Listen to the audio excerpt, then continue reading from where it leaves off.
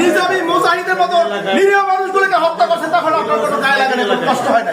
আরে আবু সাইদের মায়ের গালিতে এখন তাকে ধরছি, উনি ওনার মামলা হবে, ওনাকে রিমান্ডে নেওয়া হবে।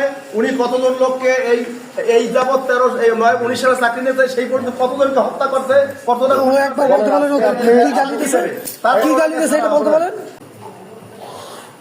ভাই। আজকে আবু সাইদ হত্যার প্রথম মৃত্যুবার্ষিকী, আরে আবু সাইদের মায়ের গালিতে।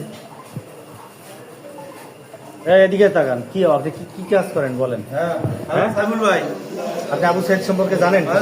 শোনেন, এক পুলিশের লোকের ধরছি, উনি আবু সাইদের আম্মাকে গালি দিয়েছে অশ্লীল ভাষায়, সে ভাষা মুখে আনার মতো না। এখন তাকে ধরছি, ওনার মামলা হবে, ওনাকে রিমান্ডে নেওয়া হবে। উনি কতজন লোককে এই যাবৎ 19 সালে চাকরি নিয়েছে, সেই পর্যন্ত কতজনকে হত্যা করছে, কতজন ও একবার বলতে বলেন কি গালি দিছে, কি গালি দিছে এটা বলতে বলেন। আজকে যে আপনি আবু সাইদ শহীদ, আপনার কাছে শুধু বলুক একবার যে কি ভাষায় গালি দিছে। এই শোনেন, আমরা চলে যাব। গালি দিছেন? হ্যাঁ আপনি গালি দেন নাই?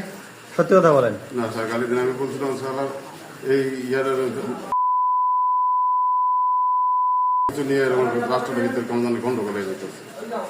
আপনি এটা বলে থাকেন না। আপনি কি আবু সাইদ দিচ্ছেন? এই যে আমার কথা শোনেন, 16 বছর পরে আওয়ামী লীগ এত হত্যা নির্যাতন চালাইছে, সাধারণ মানুষ হুজুর তারা মসজিদে নামাজ পড়ে, ইমামতি করে, এই লোকগুলো ধানমন্ডি ঘুমাইছিল। হ্যাঁ হ্যাঁ, আপনি মনে চান না? আপনি এত বছর দেখেন নাই? দেশের এখন যারা একটু 2 জন 4 জন মার্চে 2টা পিরান দিছে, তাতে আপনি এখন বলতে পারেন দরদ পাইছে। এত বছর আপনি দরদ ছেলে কোথায়? আপনি আবু সাইদের মায়ের গালি দিলেন, হ্যাঁ সাইদের মতো মানুষের আপনারা স্বীকার করেন ওই প্রমাণের দাবি দিয়েছে আমি আবু সাইদের মায়ের গালি দিয়েছি।